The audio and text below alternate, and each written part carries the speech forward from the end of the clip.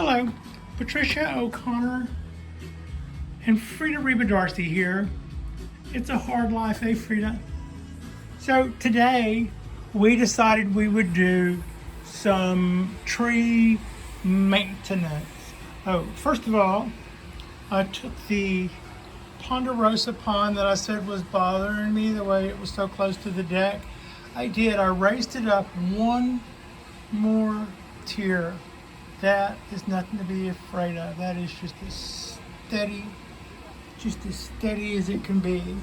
And I moved it back a little to where I've got a little bit more space. That freed up more area up here for pig pen. And then I gave some of the guys a little water. Still waiting on the oak because I watered it yesterday. Watered the Japanese black pine because it hadn't been watered in 2 days. Then a little conversation about this. Those are two, can you see them?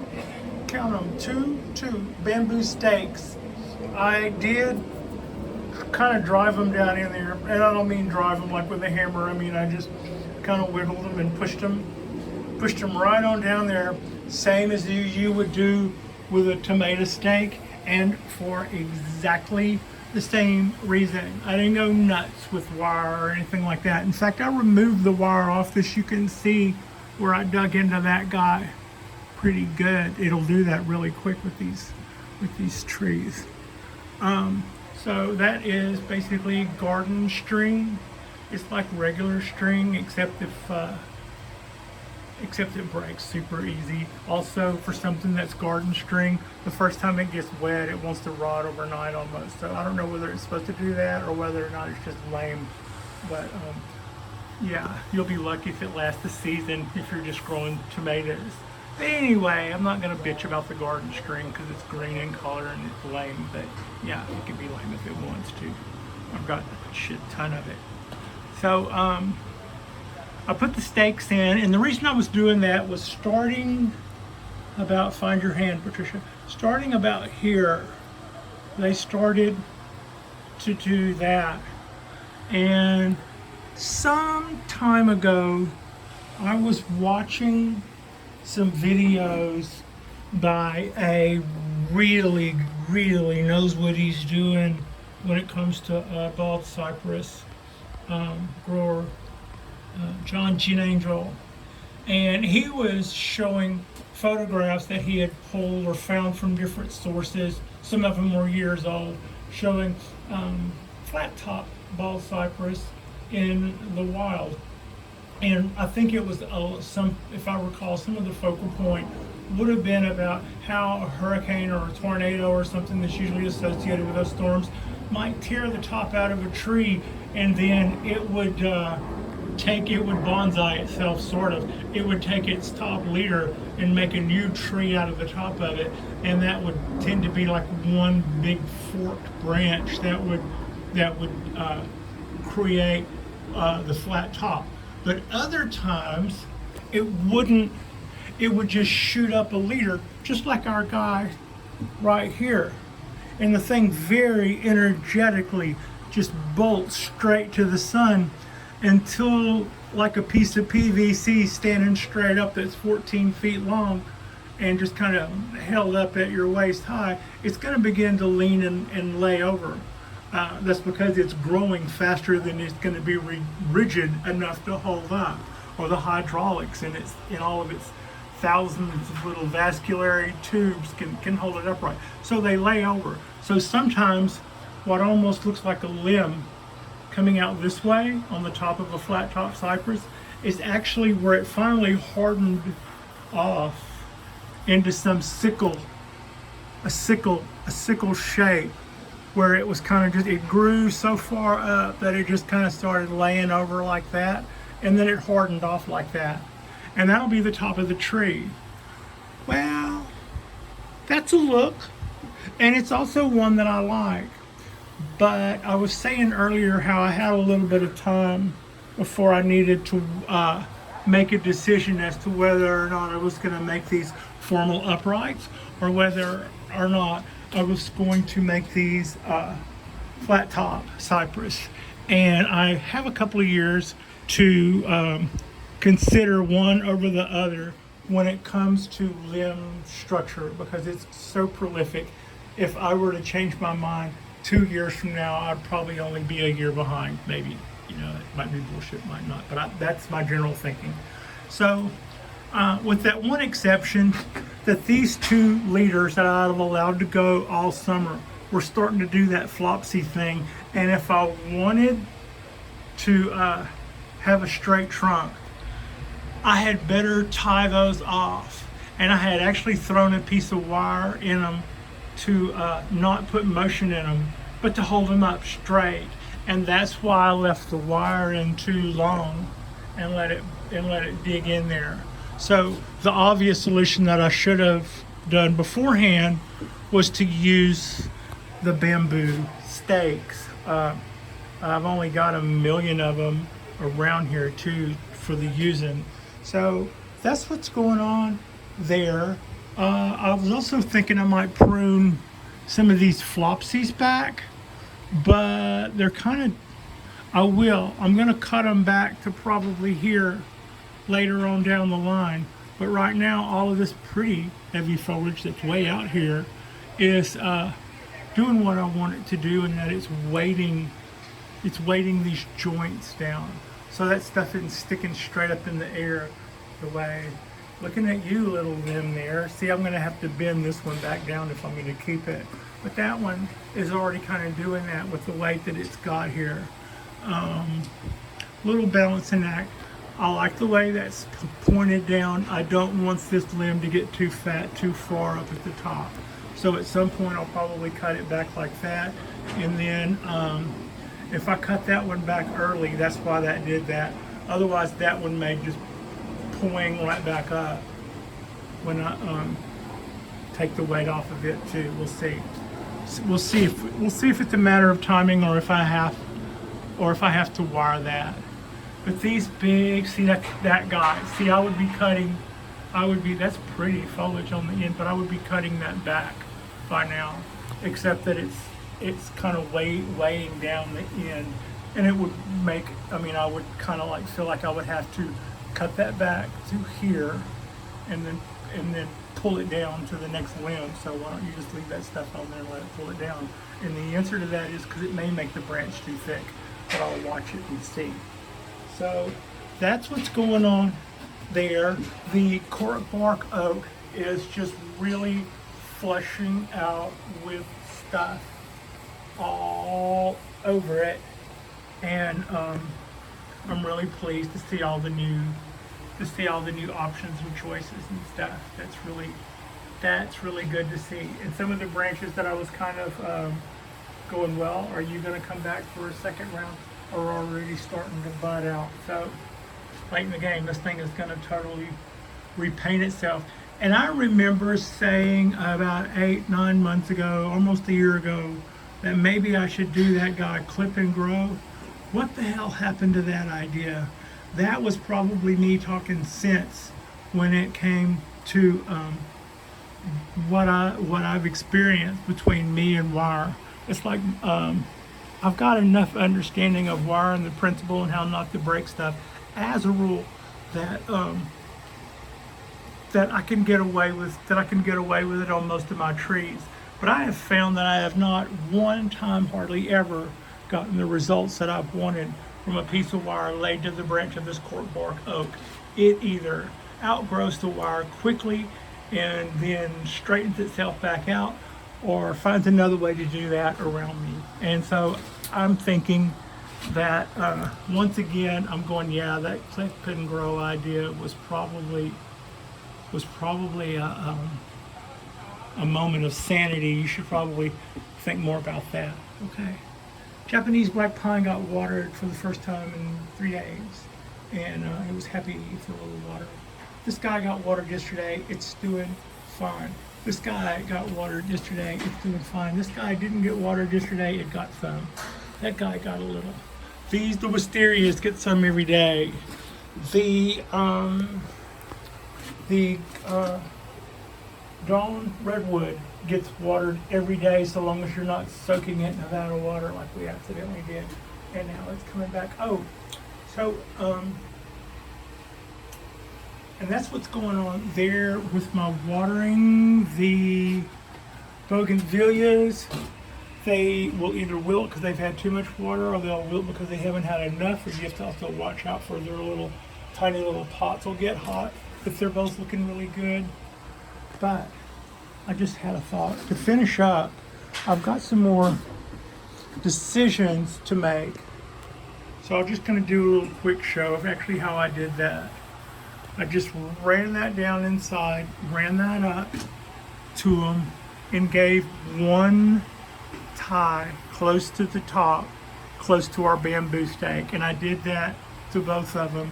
They were both leaning out here. They were just flopped over that way. I could just as easily flop them over this way, so it wasn't like they were going for the light. That's just the way they happened to lean since they had been growing on the balcony rail before I moved them.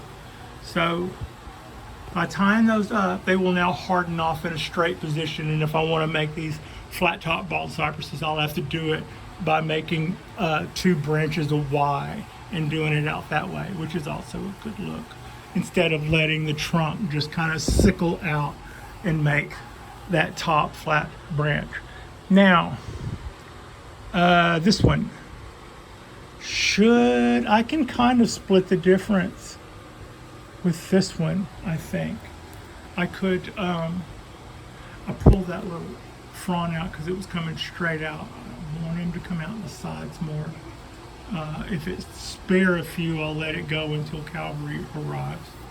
But when they come straight out, it just causes problems, causes knots for branches that go against a flat look. So when they come straight up, I pull them out. So anyway, this one has been chopped here, and then that was the leader from there, and then up here there would be a flat top.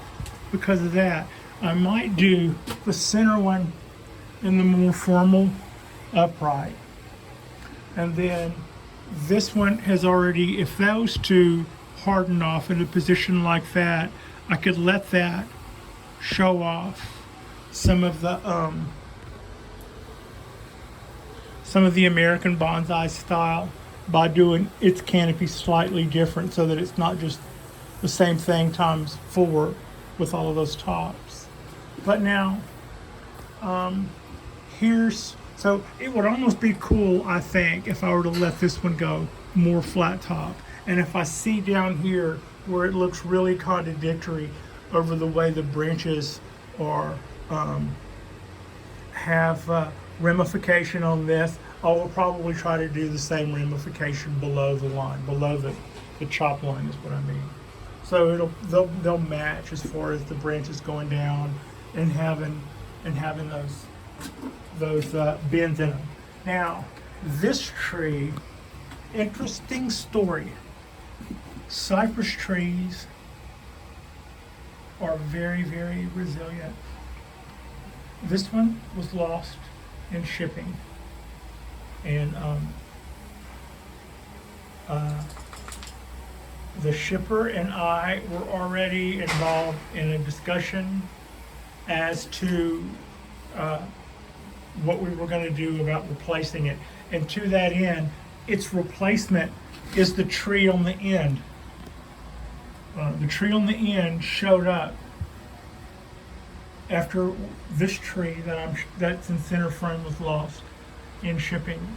And about 3 weeks after everyone had given up, there was a knock on the door. And when I answered the door, I saw somebody duck around the corner because they didn't, they were kind of wanting to avoid me. I don't know why they didn't want to avoid me.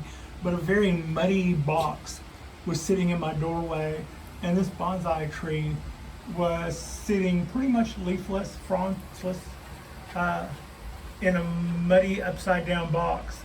And to that end, do you see this knot? That's where when it got upside down for so long that all the seat belts had let go, where it crushed its top with its own weight by being upside down in the box. And I just wanted to see what that would do. I thought, well, if that dies, I'll clip it there. If it doesn't die, I'll let the top that it still has live, and we'll see what that part of its personality looks like. But it wasn't that big when I made that decision. That's going to be a reverse taper like pigeon swell thing, I think, from now on. And my question is, let's see, it's not like I'm giving up a foot of tree here. But if I were to cut this right there to start anew, then I could maybe take this branch and bend it up, or take this one in between my fingers and bend it up and let it be the new leader. But I'm going to back up and let you see how much of the tree I'd get rid of. I'd be getting rid of about 10 inches of the top. There's no reason not to. At this stage in the game, I should be probably cutting these in half and picking another leader and letting them push that energy again anyway to do this faster. I just kind of like the working height that I was at, but I don't think I'm going to want to live. I don't think I'm going to want to live with that staring me in the face. It's like, do I be bold and embrace our scars, or do I chop that, because at the end of the day, this is 3 trees in training, and that's an easy fix. You just chop that right now and get it over with. Don't be surprised if you never see that part again after this video, because I think probably losing it and starting over with a new leader might be the way to go. So yeah, I couldn't start over with that when it's above the line. I'd have to. Oh, was that the one I was going? Yeah. Start over with something else. But yeah, I think I may cut that. So that was the decision I have to make there. Before I'm done, I'll probably put some motion into these guys. I've been threatening to do that for a day or two. This could probably survive wire at this point. The last time I looked at it, I didn't think it would. And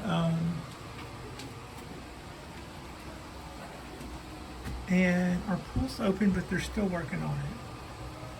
So I think you can go down there, but nobody wants to, because we don't want to hang out with the workers.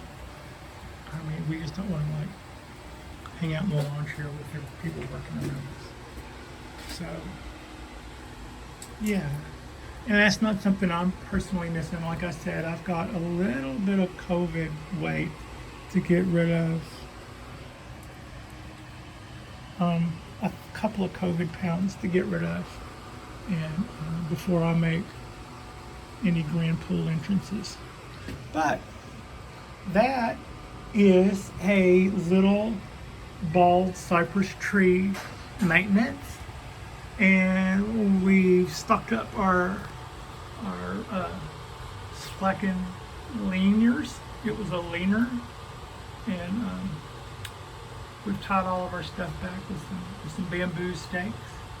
And I think that's a really good method of doing that. That can stay on longer without doing damage to anything longer than the wire, which putting wire on something to hold it straight instead of putting motion in it seems a little